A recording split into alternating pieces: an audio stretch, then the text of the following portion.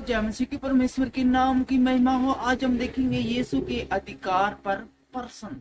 और ये हमें देखने को मिलता है मत्ती रचित सुसमाचार उसका 21वें अध्याय की 23वीं आयत से लेकर 27वीं आयत तक। यदि आपके पास बाइबल है तो हमारे साथ में आवश्यक रूप से खोल लीजिए। नया नियम के अंदर मत्ती रचित सुसमाचार में आप जैसे जाएंगे तो वहां पर आपको 21वां अध्याय खोलना है और साथ के साथ आपको 23 से 27 आयतें हमारे साथ खोलनी है। हमेशा की तरह इसकी चंद आयतों को हम फटाफट से उर्दू में देखेंगे और उसके फौरन बाद इसको हिंदी में पढ़ते हुए एक्सप्लेन करने की कोशिश करेंगे। एक ही रिक्वेस्ट, वीडियो को स्किप मत कीजिएगा। सिर्फ 5 से 7 मिनट का वीडियो है। शैतान नहीं चाहता कि आप परमेश्वर का वचन पूरा सुने। परमेश्वर के लिए 5 से 7 मिनट निकालिए। यीशु के इख्तियार के बारे में सवाल उर्दू में ये शीर्षक है और 23वें आयत से उर्दू में इस प्रकार से लिखा गया है। जब वो हैकल में आकर तालीम दे रहा था तो सरदार काहिनों और कौम के बुजुर्गों ने उसके पास आकर कहा, तू इन कामों को किस अख्तियार से करता है और वे इख्तियार तुझे किसने दिया है? यीशु ने जवाब में उनसे कहा, मैं भी तुमसे एक बात पूछता हूँ। अगर वो मुझे बताओगे तो मैं भी तुमको बताऊंगा कि इन कामों को किस अख्तियार से करता हूँ। यूहन्ना का बपतिस्मा कहाँ से था? आसमान की तरफ से या इंसान की तरफ से? वो आपस में कहने लगे, अगर हम कहें आसमान की तरफ से तो वो हमसे कहेगा, फिर तुमने क्यों उसका यकीन न किया? और अगर कहें इंसान की तरफ से तो हम अवाम से डरते हैं, क्योंकि सब यूहन्ना को नबी जानते हैं। नबी। बस उन्होंने जवाब में यीशु से कहा, हम नहीं जानते। उसने भी उनसे कहा, मैं भी तुमको नहीं बताता कि मैं इन कामों को किस इख्तियार से करता हूँ। परमेश्वर का वचन उर्दू में सुने जाने पर परमेश्वर आपको आशीष दे। और अब हिंदी में देखते हैं यीशु के अधिकार पर प्रश्न। हम पढ़ रहे हैं मत्ती रचित सुसमाचार उसका 21वां अध्याय की 23वीं आयत।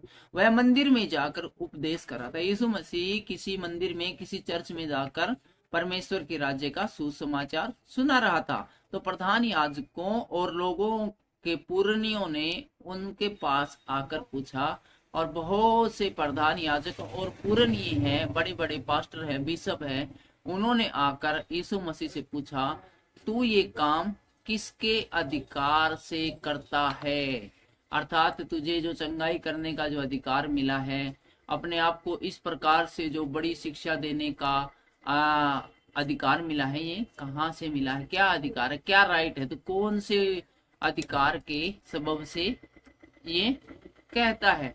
यहाँ पर मुझे एक बात याद आती है कि जब मैं छोटा बच्चा था और 7वीं 8वीं क्लास में जब मैं पढ़ता था तो मैं टेक्नोलॉजी के बड़े बड़े लेख लिखा करता था और इन लेखों को लिखकर रेडियो स्टेशन पर भेजता था। और जब मैं मेरा बड़े लोगों के साथ में उठना बैठना था, तो जब मैं रेडियो स्टेशन के मालिक से मिलता था, उसके डायरेक्टर से मिलता था, बातचीत होती थी, तो मैं उनको कहता था, क्यों आपने ये वाला लेख मेरा है वो आपने क्यों नहीं प्रसारित किया? तो वो कहते थे कि आपकी बात तो ठीक है, आपकी जानकारी बिल्कुल एडवांस है, लेटेस्ट है, लेकिन हम जब आपसे बातचीत कराएंगे, ये लिखेंगे, तो क्या बताएंगे? ये जानकारी कौन दे रहा है? कौन से अधिकार से? भी कोई बहुत बड़ा इंजीनियर ये बात बता रहा है, भी कौन सी डिग्री है? तो ये भी इम्पोर्टेंट बात है कि किसी बात को कहने का अख्तियार, अधिकार है, वो उसको कहाँ से मिला है। आप और मैं कुछ अखबार में लिख के देंगे, टीवी वालों चैनल को देंगे, तो उसकी कोई वैल्यू नहीं है, चाहे हम कितने अच्छे से बता दें। लेकिन कोई भारत का प्रधानमंत्री है या कोई बड़ा मंत्री कोई उसी बात को बताएगा या उसमें से एक छोटी सी लाइन भी कह देगा, तो वो भी बातचीत का, विवाद का विषय बन जाएगा। तो ये इम्पोर्टेंट हो जाता है। कई बार पूछते हैं, भाई ये तू इतनी बड़ी जानकारी दे रहा है, किस अधिकार से दे रहा है? वो पूछते हैं, भाई जैसे पहले पूछा था इन्होंने यीशु मसीह से कि ये सब जो जानकारी दे रहा है, तू ये जो बातें करता है, तो तू पिता अपने आप को परमेश्वर का बेटा कहता है, तो कोई चिन्ह दिखा। यहूदी और फरीसियों ने उससे कहा था, तो कोई चिन्ह दिखा, कोई चमत्कार दिखा, कोई अपनी आइडेंटिटी दिखा जिसकी वजह से हम मान ले क्योंकि ये जो लोग हैं ये कहते हैं भाई हम इतने बड़े परमेश्वर के सेवक हैं, हम हारून के घराने के हैं, हम पुराने जो बहुत बड़े जो वो ये है बाइबल के अंदर है जो भविष्यवक्ता है हम उनके घराने के हैं, ये काम तो हमारे अधिकार में है। चर्च का काम, ये चर्च की शिक्षा देना, नियमों को मनवाना, लोगों को बताना, ये हमारा काम है। भाई तू हमारी पेट पे क्यों लात मार रहा है, ये बातें बता कर आज आपकी वजह से पूरी दुनिया आपके पीछे हो ली, हमें कोई नमस्ते तक नहीं करता है। तो बताओ ये जो क्यों हमारे कॉम्पिटिटर बन गए हो, तो बन ही गए तो बता दो भैया अधिकार किस अधिकार से तुम काम करते हो। पब्लिक के अंदर ये बात वो पूछते हैं, ये लोग हैं जो पुरानी और शास्त्री, और तुझे अधिकार किसने दिया और किसने तुझे भेजा है, किसने तुझे दिया है।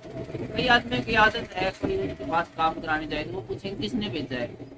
क्यों भाई, कोई भेजेगा उसी टाइम आओगे, बगैर भेजे नहीं आ सकते, खुद नहीं आ सकते।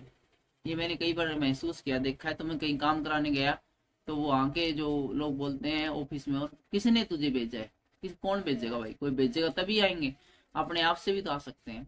तो ये पुरानी यीशु मसीह से सवाल करते हैं। और आगे लिखा है 24वीं आयत में, यीशु ने उनको उत्तर दिया, मैं भी तुमसे एक बात पूछता हूँ, यदि तुम मुझे बताओगे तो मैं भी तुम्हें बताता हूँ कि ये काम किस अधिकार से करता हूँ। यीशु मसीह बोला ठीक है मैं बता दूंगा भाई मेरे पास किस अधिकार से करता हूँ, मेरे पास क्या राइट है, किसने मुझे भेजा है, क्यों ये सब बातें बता रहा हूँ। तुम भी मुझे एक बात बता दो, तुम मुझे बता दोगे तो बदले में मैं बता दूंगा। यूहन्ना का बपतिस्मा कहाँ से हुआ था, बोला मुझे एक बात बता दो, यूहन्ना का बपतिस्मा कहाँ से हुआ था, स्वर्ग की ओर से हुआ था या मनुष्य की ओर से हुआ था। तब वे आपस में विवाद करने लगे, यदि हम कहें कि स्वर्ग की ओर से तो वह हमसे कहेगा फिर तुमने उसका विश्वास क्यों नहीं किया, और यदि हम कहें मनुष्य की ओर से तो हमें भीड़ का डर है क्योंकि वे सब यूहन्ना को भविष्यवक्ता मानते थे। तो यहाँ पर वो लोग वो जो जिन्होंने गलत सवाल पूछा था वो फंस गए। वो कहते कि स्वर्ग की ओर से था, तो यीशु मसीह बोलते कि भाई कि वो स्वर्ग की ओर से उसका बपतिस्मा था। तुम इसको बात को जानते थे, मानते हो, इस बात को एग्री करते हो, तो तुमने यूहन्ना की बात पर विश्वास क्यों नहीं किया। उसने कहा था कि मेरे बाद एक आने वाला है जिसके जूते के बंधन भी मैं खोलने के लायक नहीं हूँ। तो वो यूहन्ना ने जब मेरे बारे में पहले से ही बता दिया है और उसके बाद मैं तुम लोगों के बीच में खड़ा हूँ, यदि उसका बपतिस्मा स्वर्ग की ओर से था, उसकी भविष्यवाणी स्वर्ग की ओर से थी, तुमने उस पर विश्वास क्यों नहीं किया। तो ये बताओ स्वर्ग की ओर से था, यदि स्वर्ग की ओर से था तो विश्वास क्यों नहीं किया, और यदि स्वर्ग की ओर से नहीं था और उन्होंने सोचा कि यदि हम कहें कि भाई स्वर्ग की ओर से कुछ नहीं था, मनुष्य की ओर से था, तो ये भीड़ वाले उनके जूते मारेंगे, क्योंकि भीड़ वाले सब उसको बहुत बड़ा नबी मानते थे। लोग भीड़ जो है वो विश्वास करती थी। कुछ एक आदमी जो ऊंचे पद के थे, जिनकी रोजी रोटी पे लात लग गई थी, जिनको लोगों ने पूछना बंद कर दिया था, वही लोग ऐसे सवाल पूछ रहे। 27वें आयत में कहते हैं, अतः उन्होंने यीशु को उत्तर दिया, हम नहीं जानते। वो कुछ सवाल ऐसे होते हैं जिनका हम हाँ जवाब दे तो भी फंस जाते हैं और ना में जवाब दे तो भी फंस जाते हैं। इसलिए उन्होंने चुप रहना ठीक समझा। वो बोले जी हमने नहीं पता उसका स्वर्ग की ओर से था या मनुष्य की ओर से था। तो यीशु मसीह उनकी चालाकी जानते थे कि ये अभी पिटना नहीं चाहते, इसलिए ऐसा बता रहे हैं, या इनकी चोरी पकड़ी गई इसलिए ये नहीं बोलना चाहते हैं। अतः उन्होंने यीशु को उत्तर दिया, हम नहीं जानते।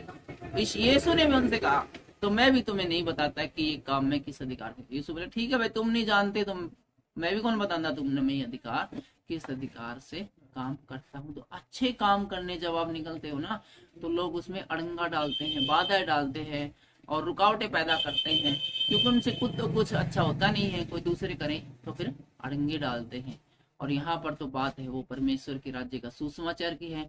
तो जब हम परमेश्वर के राज्य का सुसमाचार सुनाने जाते हैं, सुनना शुरू करते हैं, बाइबल पढ़ना शुरू करते हैं, प्रार्थना करना शुरू करते हैं, चर्च में जाना शुरू करते हैं, तो शैतान सब प्रकार की अड़चने लगाता है ताकि हम परमेश्वर से दूर रहे। लेकिन आपको परमेश्वर के नजदीक जाना है, दूर नहीं जाना है, नजदीकियां बनानी है परमेश्वर से। परमेश्वर की आवाज को सुनना है, वो आपसे क्या चाहता है। आज के वचन के द्वारा परमेश्वर आपको आशीष दे, बरकत दे। सबको जय मसीह।